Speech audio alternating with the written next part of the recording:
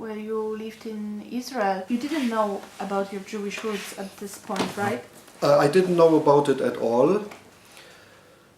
No, nothing, no knowledge at all. And how did the Jews reacted to you?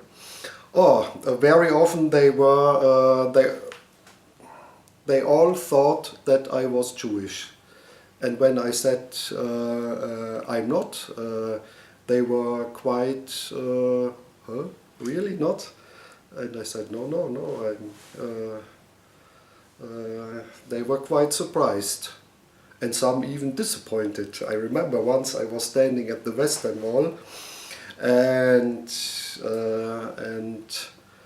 just there came a friend from Germany and I showed him the place, and then came one Hasid and started in a mixture of German and Yiddish talking to me, and that my friend, he was from Austria, that he was not Jewish, this was for him obvious.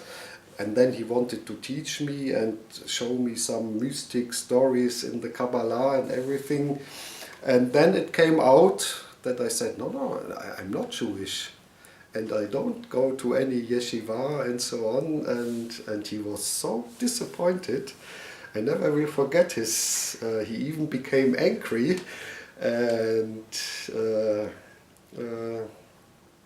yeah, I had a lot of stories like that.